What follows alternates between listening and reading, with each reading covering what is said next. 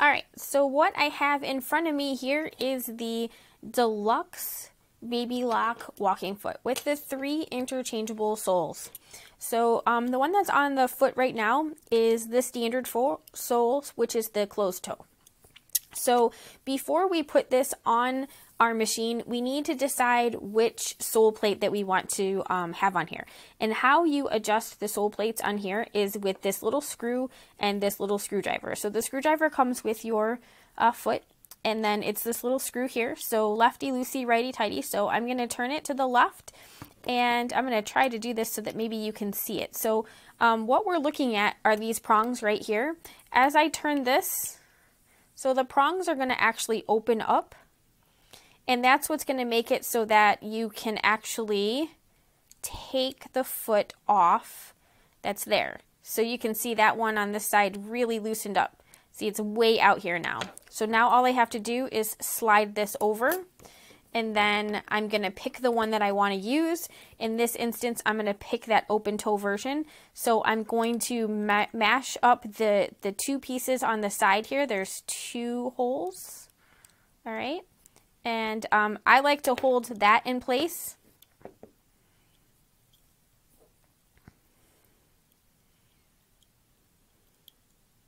This is much harder to do with a camera in your face because you can't, I can't see what I'm doing.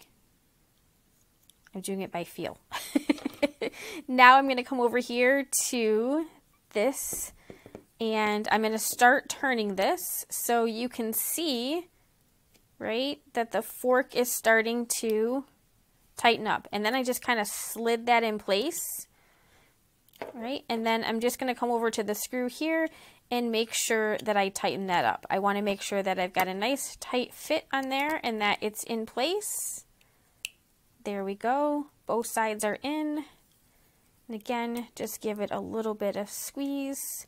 So here we have our open toe foot, and it is now installed on our foot.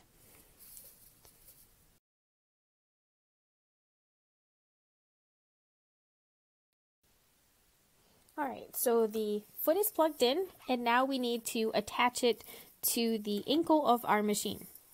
So I'm going to unscrew my existing foot. All right, get that out of the way. Sorry for my hands. This is really hard to demonstrate any other way but to have my hands right underneath here. So I'm going to just take the little U-shaped spot here, and I'm going to place that over top of the screw. If you are struggling with this, you may not have your screw unscrewed enough, so you might want to loosen that up a little bit. And now I'm just going to take my screwdriver here, and I'm going to tighten that up, and so it's nice and tight.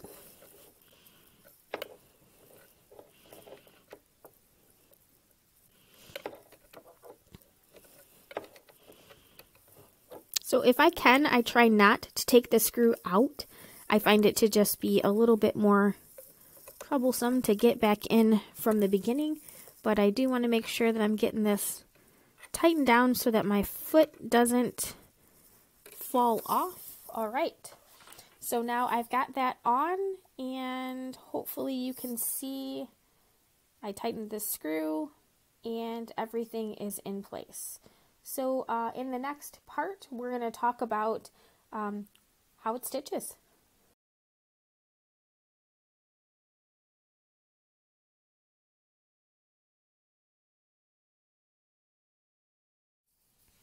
So if I wanted to make sure that I could put the quilt bars on, what I would need to do is probably prep that before I put it on my sewing machine. I find that to be a little bit easier.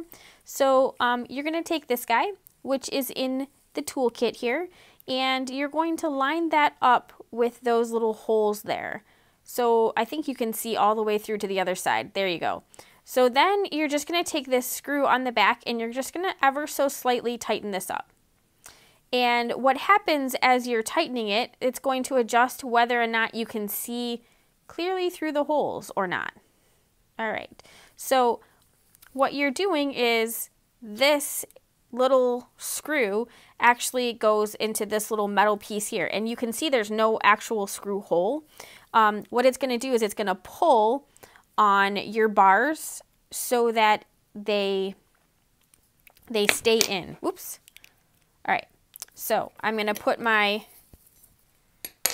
bar in. So I'm going to come in from the back, and so I've slid it through, right? And now my bar is staying in, and then all I have to do is finger tighten this and my bar stays in place.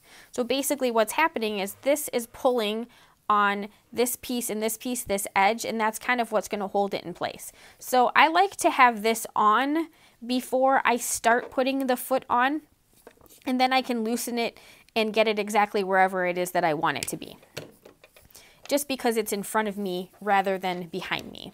So if you have a high shank machine like I have here, you are going to need to take the ankle that you might have already had on your machine off, and you are going to need to add the S adapter.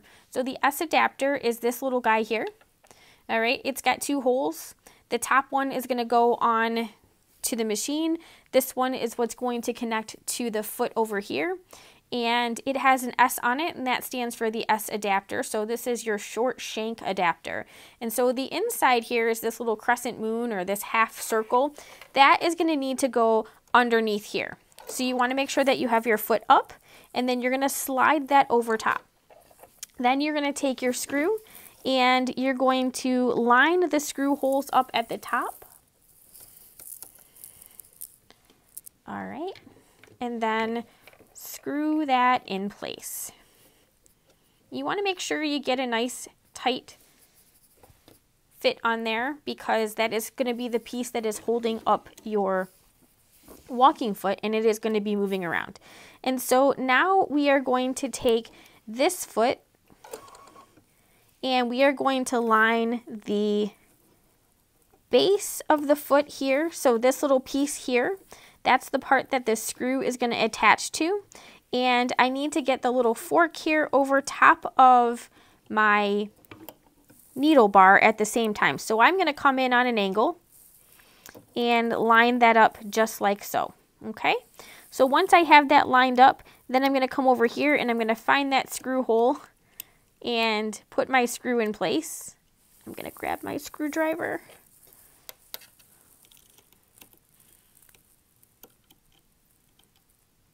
And start screwing that in. Just got to find the hole. There we go.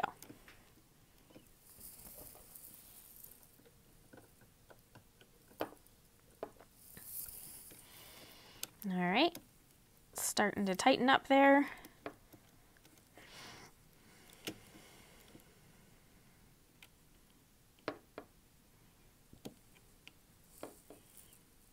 All right, I want to make sure that I get that nice and tight so it stays on.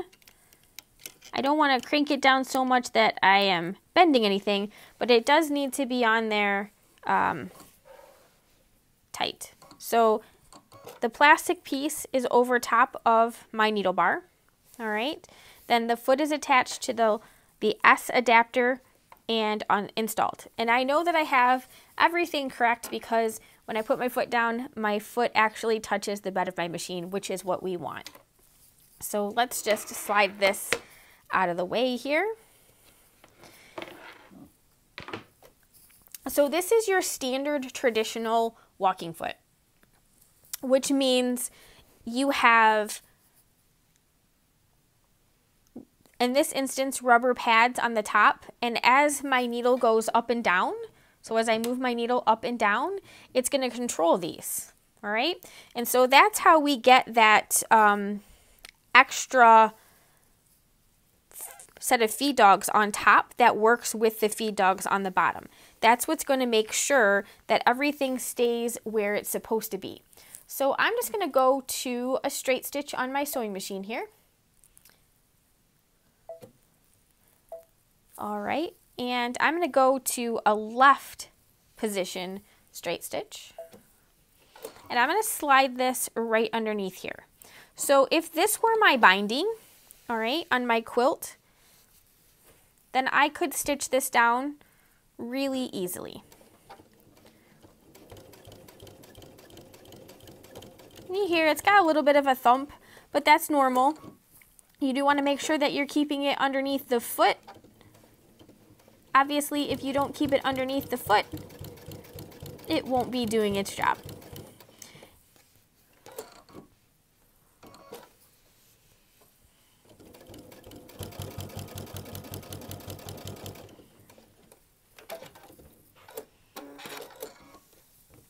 So you can see, you can stitch really close to the edge here. All right. And I definitely recommend pressing your batting piece before you do this, because that will help hold that in place. But the other thing that I can do is I can do a decorative stitch. This particular foot is definitely going to walk forwards and backwards for me. So one of my favorite stitches to use is the serpentine stitch. So I'm going to pick that on my machine here. It is in my quilt menu, and it happens to be stitch number 18. I'm going to make it as wide as it will go, which is 7 millimeters, and about 1.4 millimeters in length.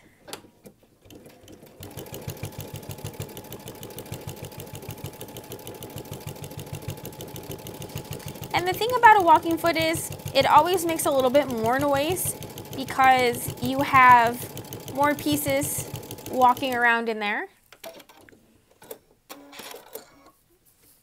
But you can see how easy and fun it is to do a decorative stitch with your walking foot, and it keeps everything nice and even. One of the things that it does that I think is great is anytime you use a walking foot for your binding is going to lay so much flatter. I know that before I started using a walking foot, sometimes when I was sewing my pieces together, when I was finished, the fabric would stretch, and then I would have like ripples in the binding or the edge of the quilt, and that was because my foot was pushing the top layer of fabric, and so everything was stretching just a little bit. And using your walking foot to attach your binding is going to give you nice, even, flat pieces.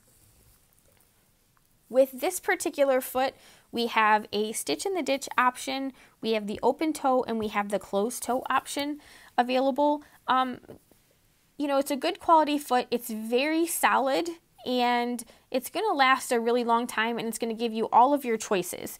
We have the Quilt Bar attached to the back here. So if I wanted to do some grid quilting in here, so I already stitched one line. It's not a very straight line, but let's just pretend that it's really straight. And so if I wanted to use my grid line here, so I could set this up however far apart I would like my stitches to be. All right. So I'm going to place this right here, and then I'm going to stitch. No need to draw that other line. It does make more sense if you're going to do this, if you're going to use your straight stitch, but since I already started with my little serpentine stitch, I'm going to continue using my serpentine stitch.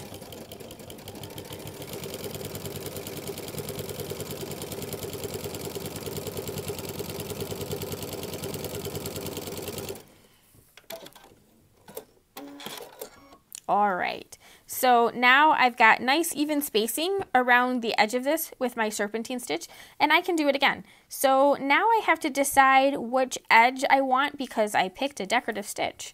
I'm going to pick the outside edge. And so again, what I'm doing is just making sure that this guy is lined up with the outermost edge of my little serpentine stitch, and I'm going to stitch.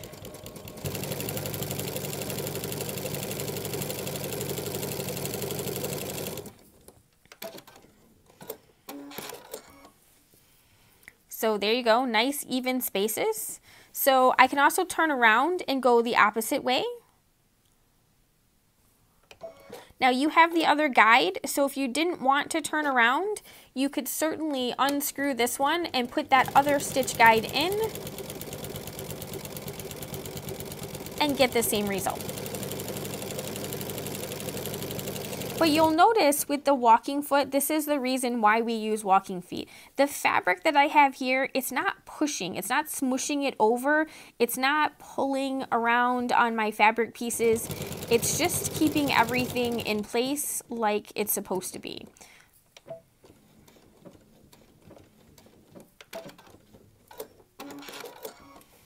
Isn't that cool?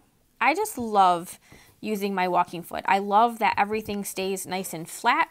So let's go over it this way, because sometimes that's the testament, right? So can I stitch the opposite direction without all of the fabric shifting on me? I think we can do it. It does help if your needle stays threaded. This is how you know we're sewing live when we do this. Because that sometimes does happen. I don't recommend using your needle threader when you have any of your walking feet on. You certainly could give it a whirl, but because it goes over top of the needle bar, it does affect ever so slightly how the machine reacts and how everything swings over. So you're much less likely to have an issue if you just don't use it on, come on, when you have your walking foot in. There we go. All right, so let's give that a whirl again. Dun, dun, dun, dun. Hey, we're sewing. And you can see it's not pushing the fabric at all. Everything is laying perfect. Just the way we want it. All right, that is fantastic. Let's do a forward-backward motion so we can see how that works with this particular style foot. We do want to make sure that we don't pick a stitch that is more than 7 millimeters. We don't want to pick one of the multi-motion stitches. If you have a fancy machine, you might have some of those really fun multi-motion stitches, and you definitely do not want to do that with this style foot. But you can see it's going to pull forward and backwards really well, and it's going to feed nice and even.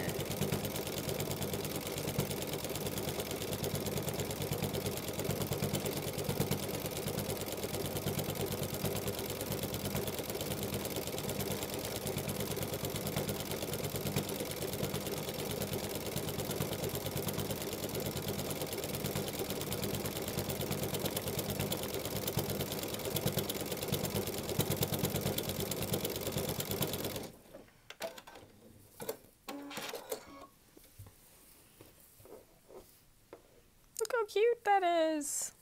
They're like flowers or seashells. They're super cute. But you can see that it feeds really well forward and backwards.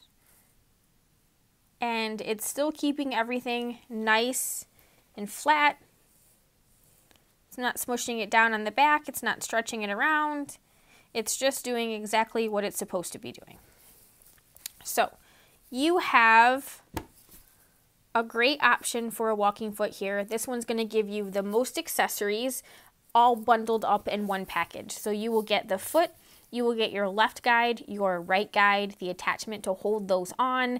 You will get the standard foot, you will get your open toe foot, and then you would also get your stitch in the ditch or edge joining foot with that. So you have all 3 feet. Those are the most common feet that you use when you're actually doing quilting, all bundled in one package. I hope this helps explain how this foot goes on and how you can use it.